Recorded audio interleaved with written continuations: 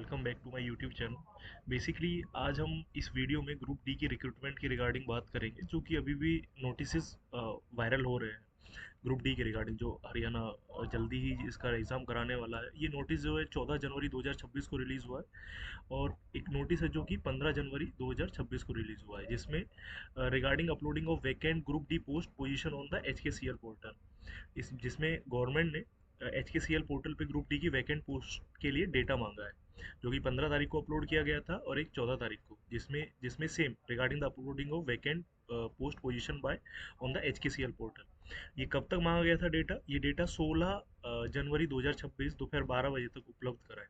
तो ये 16 तारीख तक ये डेटा मांगा गया है, 12 बजे तक।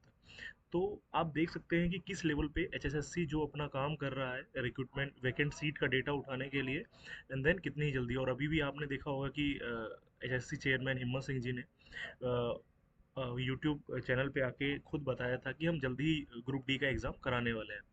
तो अभी ये 16/2026 मतलब कल तक इन्होंने डेटा मांग लिया होगा। मोस्ट प्रोबेबली 20 तारीख तक, 25 तारीख तक ये डेटा इनके पास पहुंच जाएगा।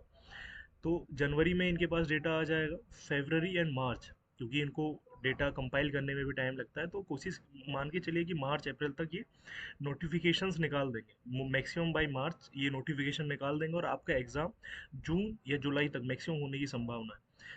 मैं आपको इसके रिगार्डिंग अब पिछला कट ऑफ दिखाने की कोशिश करता हूँ कि लास्ट टाइम कितना कट ऑफ गया था, और कितना कितना यहाँ पे इन्होंने रिक्रूट किया था। तो लास्ट टाइम जो इनकी रिक्रूटमेंट थी, एडवर्टीजमेंट नंबर 1/2023 को, जो लास्ट CET हुआ था ग्रुप डी का, उसमें अनरिजर्व की जो कट ऑफ थी 77 गई थी। ये ऑफिशियल नोटिस है, ये मैं डिस्क्रिप्शन में भी इसका लिंक डाल दूंगा अगर आपको चाहिए तो।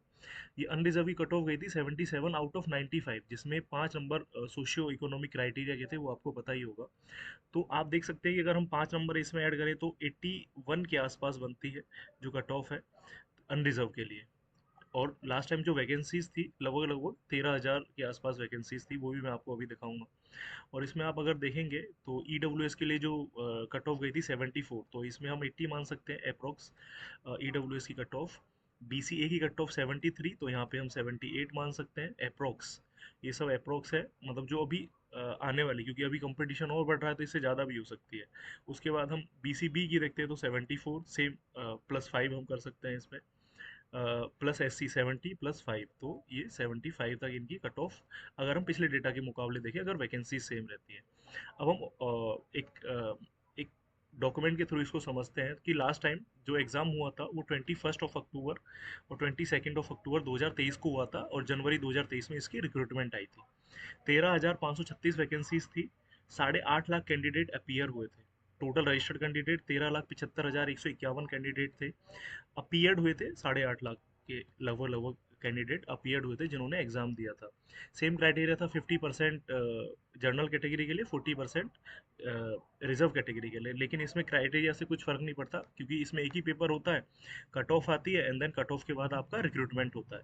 इसमें 95 मार्क्स आपके CET एग्जाम के ऊपर थे, और 5 मार्क्स आपके सोशियो इकोनॉमिक क्राइटेरिया के बेसिस पे थे। तो 95 का मार्क्स था, लेकिन इस बार 5 मार्क्स है नहीं, तो इस बार आपका जो पेपर होगा वो 100 मार्क्स का रहेगा, ये ध्यान रखिएगा।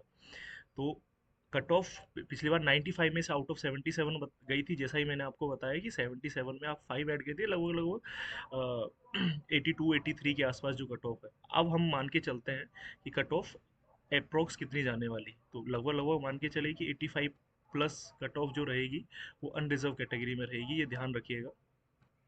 और बाकी सब में जैसे SC में हम 5-7 नंबर ऊपर कर लेते हैं, क्योंकि कंपटीशन बहुत ज़्यादा, और वैकेंसीज पहले 13,000 थी, अब अप्रोक्स 8-9 हज़ार के आसपास वैकेंसीज आएंगी, तो ये ध्यान रखिएगा। सेम जैसे BCA की कट ऑफ 73 थी, तो ये आप 80 मान के चलिए। BCA की, BCB की 70, BCB 73 थी, तो ये 78 मान के चलिए। सेम सेम थी, तो मैं 78 80 मान के चलता हूँ। EWS की 74 थी, तो ये भी आप 80 मान के चलिए।